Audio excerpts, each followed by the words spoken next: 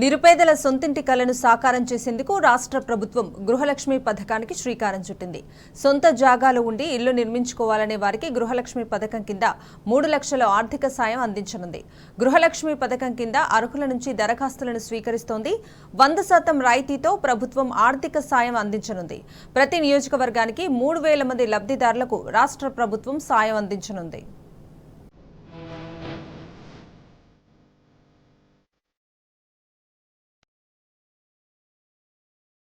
తెలంగాణలో ప్రతి కుటుంబానికి పక్కా ఇల్లు ఉండాలనే లక్ష్యంతో బీఆర్ఎస్ ప్రభుత్వం సరికొత్త పథకానికి శ్రీకారం చుట్టింది.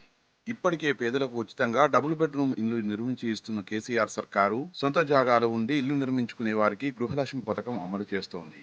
సొంత స్థలం ఉన్న పేదలకు ఇంటి నిర్మాణం కోసం 3 లక్షల రూపాయల ఆర్థిక సాయం అందించే గృహలక్ష్మి పథకం కింద అర్హుల నుంచి దరఖాస్తులను స్వీకరిస్తోంది. 100% రాయితీతో ప్రభుత్వం ఆర్థిక సాయం అందించనుంది. నియోజకవర్గానికి 3,000 చొప్పున లబ్ధిదారులకు రాష్ట్ర ప్రభుత్వం సాయం అందించనుంది.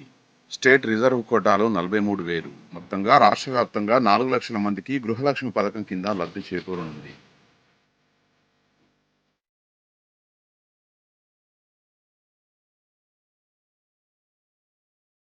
గృహలక్ష్మి పథకం లబ్ధిదారుల ఎంపిక జిల్లాల్లో కలెక్టర్ల ఆధ్వర్యంలో, జీహెచ్ఎంసీలో కమిషనర్ ఆధ్వర్యంలో గృహలక్ష్మి అమలు కానుంది. వారే నోడల్ అధికారులుగా వ్యవహరిస్తారు. మహిళల పేరు మీదే గృహలక్ష్మి ఆర్థిక సాయం అందిస్తారు.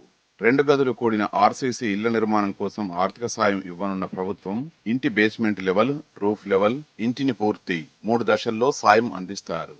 ఆహార భద్రత కార్డు ఉండి సొంత స్థలం ఉన్నవారు అర్హులన్న ప్రభుత్వం ఇప్పటికే ఆర్సీసీ ఇల్లు ఉన్నవారికి 59 ఉత్తర్వు కింద లబ్ధి పొందిన వారికి అవకాశం లేదని స్పష్టం చేసింది.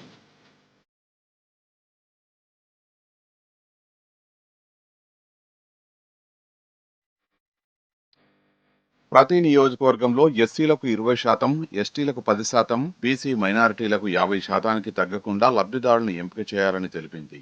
జిల్లాల వారీగా దరఖాస్తుని పరిశీలించి కలెక్టర్ అర్హులను ఎంపిక చేస్తారు.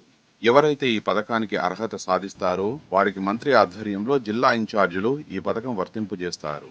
ఆర్థిక సాయం అందించగా మిగిలిన వారిని వెయిటింగ్ లిస్టులో పెట్టి భవిష్యత్తులో ఆర్థిక సహాయం అధికారులు లబ్ధిదారుల్ని పరిశీలించి జీహెచ్ఎంసీ కమిషనర్, జిల్లా కలెక్టర్ ఆమోదం పొందిన అనంతరం బ్యాంకు ఖాతాల్లో నగదు వేయనున్నారు.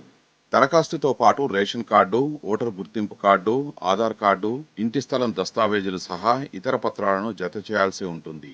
ఈ నెల 10వ తేదీ వరకు మీ సేవ ద్వారా సదరు కార్యాలయాల్లో ఆన్లైన్ ద్వారా దరఖాస్తు చేసుకోవాల్సి ఉంటుంది.